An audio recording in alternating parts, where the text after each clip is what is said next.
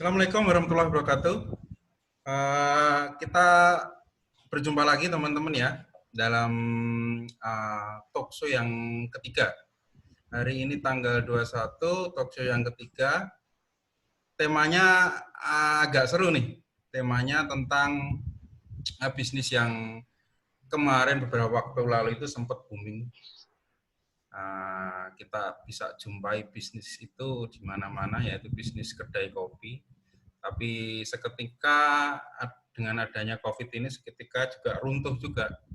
Jadi boomingnya cepat, runtuhnya juga cepat. Nah ini apa nih yang perlu dilakukan oleh para pebisnis kopi tersebut? Nah kali ini kita kedatangan narasumber owner dari kopimu.com dan kopirumahan.com, Ruki Markiano. Kita manggilnya Uda Ruki. Kita coba sambungan kita. Halo, Assalamualaikum Uda. Waalaikumsalam. Udah connect udah. Halo. Halo, Assalamualaikum. Waalaikumsalam. Apa kabar? Waalaikumsalam warahmatullahi wabarakatuh. Baik. Sorry, ini barusan lagi ada yang mesen nih. Wes, Online. mantap. Jadi saya ngelayanin. Nah, nah, bagi yang belum tahu, Uda Ruki ini memang selain dulu bisnisnya lebih ke ini ya udah ya, lebih ke kedai offline ya, kafe ya. Sekarang seketika juga berinovasi menjadi kopirumahan.com. Nah, kita mulai tema kita udah ya. Yep. Pertama itu gimana udah ini kita dengan adanya, maksud saya bisnis kopi ini dengan adanya kondisi saat ini apa yang dirasakan gitu, khususnya dari bisnis kopi yang konvensional ya, yang kedai gitu. Apa hal-hal apa yang sangat signifikan dirasakan dari sisi bisnisnya dan segala macam? Ya kalau dalam melihat mengamati dari perkembangan akhir-akhir ini memang sangat mengkhawatirkan buat teman-teman yang berusaha kopinya melalui online atau offline atau kafe itu atau kafe ya atau warung kopi, kedai kopi. Karena apa? Yang ngumpul-ngumpul nggak boleh soalnya. Jadi banyak yang benar-benar tutup sampai dia mencari usaha sampingan lain, dan banyak juga yang benar-benar di PHK karyawannya. Dan kalau gimana udah dengan kondisi kayak gini, orang yang terbiasa menjual kopi di kafe, punya kedai itu harus apa nih? Ngeresponnya kondisi kayak gini itu gimana gitu? Bisa satu, dia buka semua database dari customer yang ada dia punya, hubungin satu persatu, lewat WA atau SMS, mention bahwa kita menjual online sekarang. Jadi jualan dari rumah akan dikirim online, bisa didapatkan. Dia harus bikin, yang belum punya marketplace dia harus punya. Nah, marketplace itu benar-benar sangat membantu manusia. Apalagi semakin kesini semakin gokil. Sistem dari sebuah marketplace Indonesia itu udah keren. Sampai kita bisa lacak orang yang mau jemput barang buat dikirim, kayak gitu. Jadi harus mencoba jualan online, lebih aktif melayani dia apa yang dia pengen. Itu satu, yang pertama yaitu harus menjual online dari menghubungi data customer yang ada. Yang kedua ya, bikin marketplace atau bikin Instagram akun sama page Facebook. Nah yang ketiga, siapkan packaging yang inovasi. Contoh nih, yang lagi tren itu sekarang adalah kopi per liter. Bayang dong, jadi orang beli kopi itu biasanya cuma satu botol kecil, ini 1 liter jebret, 2 liter jebret, dan itu laku banget. Seru itu, karena apa? Orang nongkrong sekarang di rumah, aduh, gue pesan deh. Nah, jadi nongkrong dia tuh langsung pakai itu kan, udah 1 liter. Itu berarti udah jadi kopi siap minum ya? Kayak minum, kopi susu gitu, atau kopi hitam. Cuman fresh ya, orang kan ngejar freshnya, wanginya. Nah itu salah satu tuh solusi-solusi yang luar biasa kalau saya bilang. Nah terus Yang keempatnya bukan mungkin ya, kalau saya bilang udah harus wajib.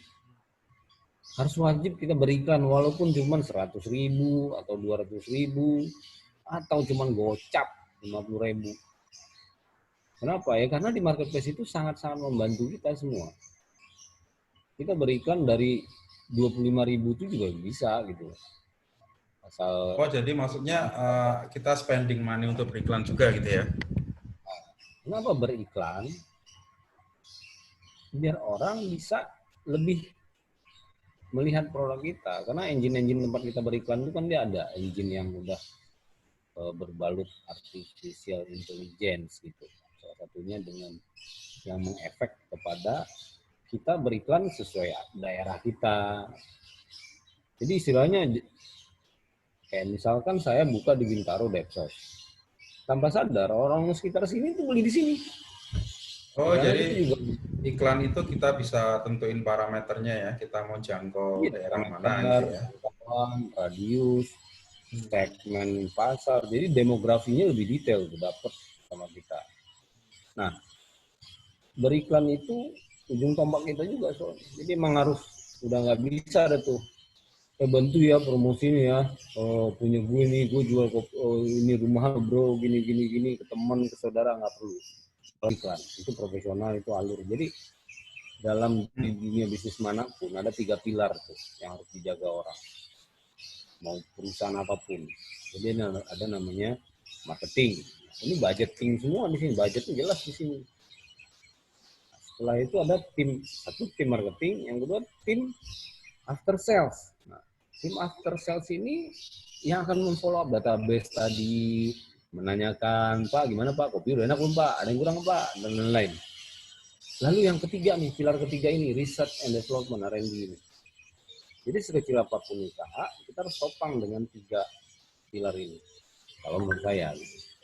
Jadi sehingga kalaupun toh ada apa-apa ke depan, fungsi research and development ini jelas.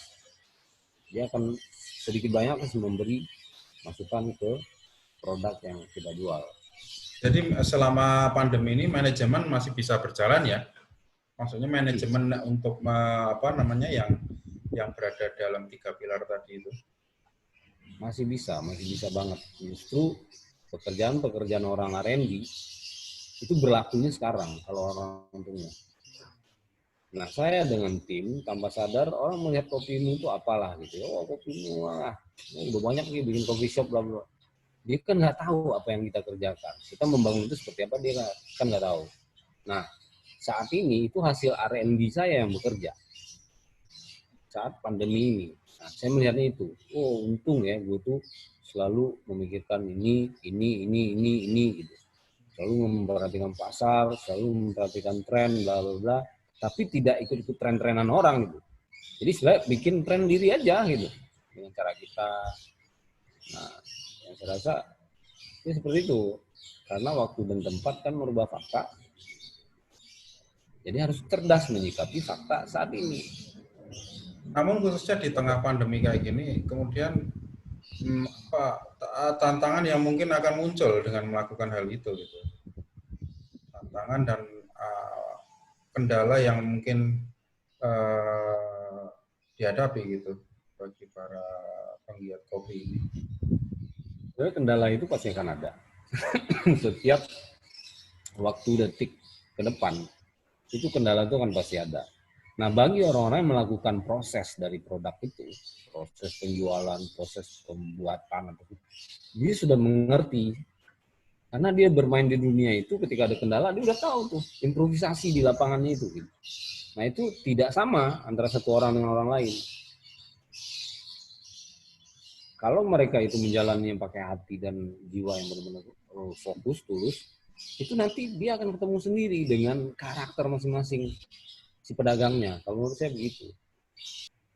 Jadi bisa dikatakan penikmat kopi itu sebenarnya nggak kemana-mana sih, ya. Sebenarnya nggak kemana-mana, cuma kita mendeliverinya dengan cara yang berbeda. Nah, cara baru. Nah, dengan cara yang baru. Nah, kemudian yang paling efisien, yang paling kuncinya ini, rumusnya ini. Yang paling efisien dalam hal untuk bagaimana ya mendelivery ini. Nah, efisien itu adalah dengan teknologi, dengan internet, dengan sosmed. Jadi benar-benar mau nggak mau cara barunya ya nggak jauh beda gitu. Seperti itu gitu. Nah, kemarin ada ini nggak? Ada kiat-kiat khusus atau strategi khusus gitu nggak untuk menjalankan inovasi seperti ini? Apa sih kunci suksesnya gitu? Kalau bisa dibilang kunci suksesnya itu apa? Saya kira itu tadi, secara teknis, semua teori-teori teknis yang saya bilang tadi, itu kalau dijalanin biasanya jalan lancar. Nah, yang kedua, itu psikologis. Psikologis kita itu harus benar-benar positif selalu dalam menyikapi semua keadaan yang menimpa. Ketika psikologis ini positif, ketika ilmu teknis kita juga selalu berjalan beriringan dengan sisi psikologis tadi, automatically apapun cobaan ke depan, improvisasi di lapangan, kita akan bisa dapat ide-ide di dalam perjalanan. Jadi jangan pernah berharap ide yang kita konsep dari awal, wah ini jadi kayak begini, nggak bakal. Makanya kata orang, just do it. Lakukan dan nikmatin prosesnya. Kenapa? Di proses itu kuncinya. Semua orang itu mendapatkan ide-ide gila itu di proses tengah jalannya. Makanya just do it. Begitu ada ide, ukur, riset, action. Nanti begitu action 1 hari aja action, kamu akan mendapatkan yang namanya pengalaman, experience dari proses tadi. Nah, proses itu yang akan mengembang. Ya, berbicara soal pengalaman atau experience. Kalau untuk kedai kopi kayak kafe itu, karena kan sebenarnya yang menjadi daya tarik bagi customer kan sebenarnya nggak cuma dari sisi kopinya aja, tapi ambience, kan, situasi kafe itu kan menjadi daya tarik juga. Nah, bagaimana itu juga di deliver gitu lewat jualan online ini sehingga masyarakat juga tertarik nggak cuma dari sisi produk kopinya juga gitu. Apa sih mungkin bisa dikatakan gimmick-gimmicknya itu apa sih gitu? Gimmick itu nomor 1, kalau saya bilang nomor 1. Kenapa saya pede bikin kopimu.com? Sampai mendapatkan partner owner yang luar biasa lah kalau di kopimu.com itu. Ownernya keren-keren. Kenapa? Karena 1, saya memainkan gimmick yang unik di kopimu.com. Seandainya orang udah pernah ke sana, dia akan tahu. Yaitu saya kasih kunci aja. Waktu saya bikin coffee shop, orang pada ngejek semua. Kopimu.com tuh diejek. Apaan sih? Saya diam aja. Padahal yang sejalan konsepnya adalah uniqueness-nya itu adalah kopimu.com itu. 1,